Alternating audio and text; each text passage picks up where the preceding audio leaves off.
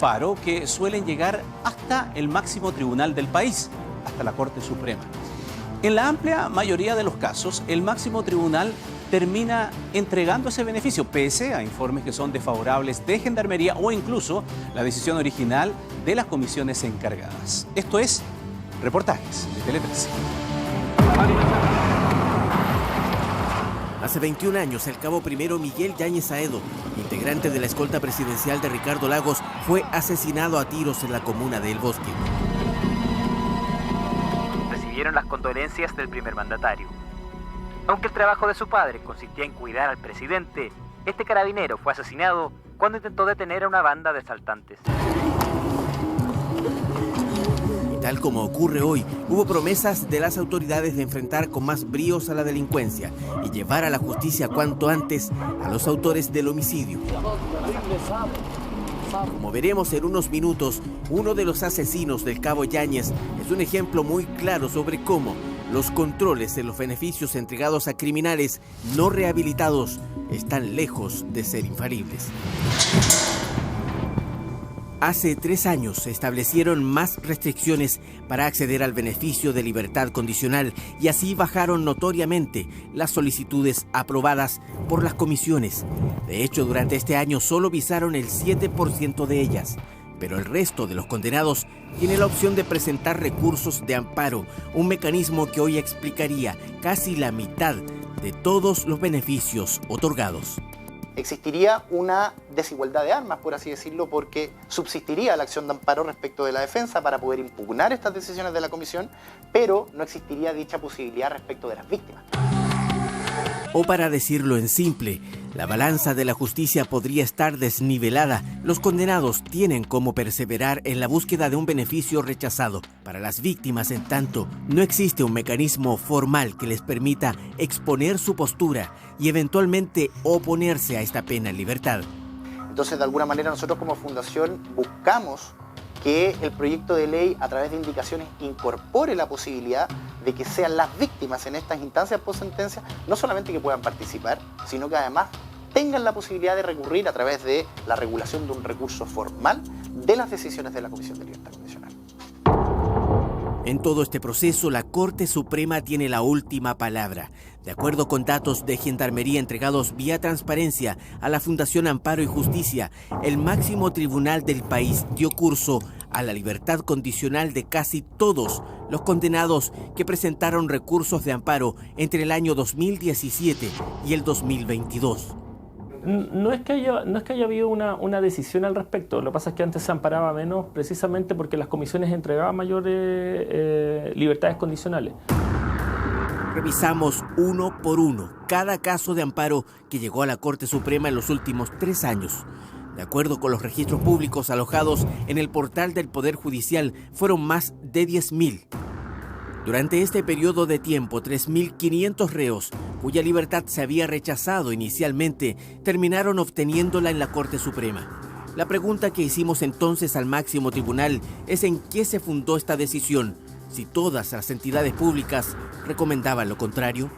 La mayoría de estos amparos son presentados por la Defensoría Penal Pública. Son ellos los encargados de representar a los condenados en todo este proceso hasta llegar, si lo amerita, a la Corte Suprema. Parte de su trabajo es el que reflejan estas cifras. La Defensoría Penal Pública ha tomado el camino de ver esto bien caso a caso, y no es un fenómeno global. No podríamos ir como al voleo a amparar todo tipo de libertad condicional, sino que estamos analizando cada uno de los casos en su mérito y dependiendo de eso se ve la posibilidad de presentar algún tipo de recurso. Dentro de los últimos 10.000 casos que llegaron a la Corte Suprema, la máxima instancia judicial del país acogió amparos y otorgó penas en libertad a 206 homicidas, 53 violadores y 48 abusadores sexuales, entre otros delitos. En 29 de todos esos casos ya se registran reincidencias, de acuerdo con antecedentes revisados por Reportajes Tele 13, aunque por otro tipo de delitos en general menos graves. Los informes de Gendarmería no recomendaron otorgarle el beneficio ni a estos 29 que ya reincidieron, ni tampoco a la mayoría de los 10.000 solicitantes que en la última instancia judicial obtuvieron su libertad. Es uno de los elementos que llaman la atención ¿Se toma o no en cuenta lo que dice Gendarmería para cada uno de estos casos? Nuestra misión, que yo entiendo que la cumplimos absolutamente a cabalidad y de manera rigurosa, es suministrar insumos a quienes participan en estas comisiones de libertad condicional para que ellos puedan mejor resolver. Luego ya es difícil saber por qué ignoran o por qué no toman en consideración con la relevancia que debiera nuestros informes. Nosotros como fundación de alguna manera no estamos en contra desde ningún punto de vista de la reinserción social, creemos que es algo necesario, pero nuestra postura desde siempre ha sido de relevar las altas exigencias que deben haber por parte de las comisiones en el cumplimiento de los requisitos que establece la ley, principalmente tratándose de delitos graves. No son pocos los libertos de los últimos 3 años, gracias a la decisión de la Suprema, que en su momento fueron condenados por delitos de alta connotación pública. De ellos, tomaremos 3 ejemplos. El año 2013, las primeras marchas en favor de una nueva legislación para el aborto derivaron del llamado caso Belén, una niña de 11 años que tuvo un hijo producto de la violación de su padrastro. Él siempre me decía, si tú le dices a tu mamá, bueno, voy a matar a tu mamá y a tu hermanito. Y del puro miedo no le dije nada a mi mamá. Hoy, Daniel Antonio Bastida Soto está libre. Tanto Gendarmería como la Comisión de Libertad Condicional habían propuesto que siguiera en la cárcel. Familiares de la joven y la propia Belén, en entrevista con La Tercera, aseguran que el ex padrastro ha visitado el colegio del niño que nació tras la violación, además del barrio y el lugar de trabajo de quien fuera su víctima durante años. Ella quedó muy nerviosa para dentro del supermercado porque el dueño era el mismo y le dijo, oye, le dijo, te estaban preguntando, le dijo, y nosotros negamos. Y ahí llegó mi nieta, le dijo, esa persona fue la que me hizo daño, pero estaba tiritando. Entonces su jefe le dijo que si volvía a entrar ahí, le iban a llamar a los carabineros. El 2012, quien fuera conocido como el cura Pancho de Putaendo, fue condenado a 15 años de presidio por violación de una menor de 14 años. Sumaba también otras denuncias en su contra que no llegaron a tribunales.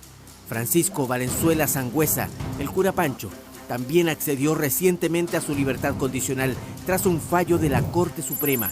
En su caso tampoco se había recomendado el beneficio. Bien cabe preguntarse entonces, ¿existirían libertades mal concedidas? El Estado chileno no se pone, que debería ser su obligación, en el lugar de las víctimas y decir qué pasa frente a esta situación. ¿Cómo afecta en la vida a una persona que fue abusada saber de que en la calle está su abusador? Volvamos al homicidio del cabo Miguel Yáñez. El historial de uno de los condenados por este crimen es todavía más ejemplificador de esta problemática. Cualquiera podría pensar que por haber participado en el homicidio del cabo Yáñez el año 2012, escolta presidencial, el futuro procesal y judicial de Abel Carvajal se habría determinado por completo. Él cumplió, de hecho, esa condena. Estando dentro de la cárcel también se le vio vinculado al homicidio de 2 reos. Una vez que salió, participó en otra balacera donde otro carabinero resultó herido. Estaba cumpliendo condena cuando logró su libertad condicional y haciendo uso de ese beneficio participó en el robo de 15 cajeros automáticos y nuevamente fue detenido. Hoy, otra vez, se encuentra en libertad. La viuda del cabo Yáñez se enteró por nuestro llamado de esta situación, justo en la fecha en que conmemoraba un nuevo aniversario de su muerte. Independiente si es un carabinero o un civil, yo creo que no puede darse así, sin estudiar bien quién es la persona, qué realmente pasa por su cabeza, si realmente se va a reinsertar en la sociedad.